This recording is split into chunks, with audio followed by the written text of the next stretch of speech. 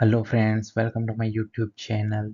Today we are going to discuss about general knowledge questions with answer. So let's start the video. Over here first question is નીચેનામાંથી કયો વાયુ global warming માટે જવાબદાર greenhouse gas છે? Option A carbon dioxide, option B oxygen, option C hydrogen and option D nitrogen. So over here right answer is option A carbon dioxide. So carbon dioxide વાયુ global warming માટે જવાબદાર greenhouse gas છે. Next question is નીચેનામાંથી કયા પ્રકારની મેમરીને ફક્ત વાંચી શકાય છે? Option A RAM, option B ROM, option C A અને બી એન્ડ ઓપ્શન ડી આપેલ પૈકી કોઈ પણ નહીં. So over here right answer is option B ROM. ROM પ્રકારની મેમરીને ફક્ત વાંચી શકાય છે. Next question is Bhakra Nangal dam Himachal પ્રદેશના કયા વિસ્તારમાં આવેલ છે?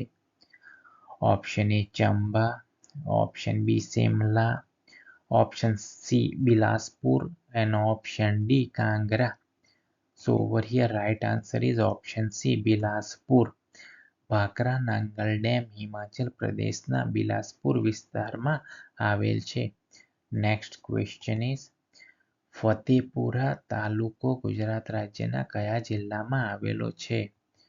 Option A Ahmedabad, option B Dahod, option C Surat and option D Aravalli. So over here right answer is option B Dahod. Fatepura તાલુકો ગુજરાત રાજ્યના દાહોદ જિલ્લામાં આવેલો છે. નેક્સ્ટ ક્વેશ્ચન ઇઝ સુરેન્દ્રનગર જિલ્લાને કયા જિલ્લાની હદ સ્પર્શતી નથી? Option A Amreli, option B Ahmedabad, option C Morbi and option D Botad. So over here right answer is option A Amreli. Surendranagar જિલ્લાને અમરેલી જિલ્લાની હદ સ્પર્શતી નથી.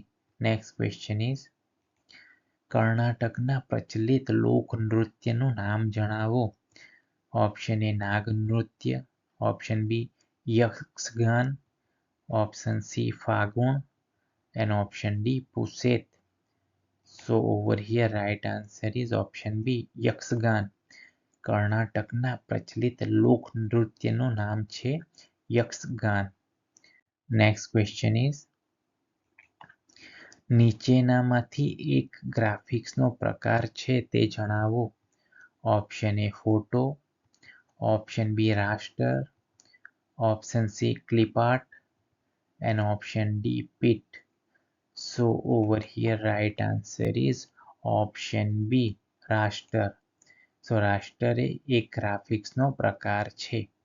નેક્સ્ટ ક્વેશ્ચન ઇઝ જનીન બેંકનો ઉપયોગ માણસે નીચેનામાંથી શાના માટે કર્યો? ઓપ્શન એ ખેતીવાડી, ઓપ્શન બી પશુપાલન, ઓપ્શન સી મત્સ્ય ઉદ્યોગ and option D આપેલા ત્રણેય. So over here right answer is option D આપેલા ત્રણેય. જનીન બેંકનો ઉપયોગ માણસે નીચેનામાંથી ખેતીવાડી, પશુપાલન અને મત્સ્ય ઉદ્યોગ માટે કર્યો છે. નેક્સ્ટ ક્વેશ્ચન ઇઝ શરીરના કયા ભાગમાં રુધિર શુદ્ધ બને છે? ઓપ્શન એ હૃદય, ઓપ્શન બી ફેફસા, ઓપ્શન સી કર્ણક and option D ક્ષેપક. So over here right answer is option B ફેફસા.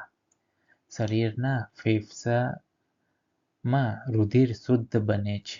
નેક્સ્ટ ક્વેશ્ચન ઇઝ કોઈ પણ ફાઇલનું નામ બદલવા માટે તેના પર રાઇટ ક્લિક કરી કયો વિકલ્પ પસંદ કરવામાં આવે છે? Option A change, option B modify, option C rename and option D edit. So over here right answer is option C rename. કોઈ પણ ફાઇલનું નામ બદલવા માટે તેના પર રાઇટ ક્લિક કરી રીનેમ નો ઓપ્શન પસંદ કરવામાં આવે છે. Right. Please like, comment, share and subscribe this channel. Thank you.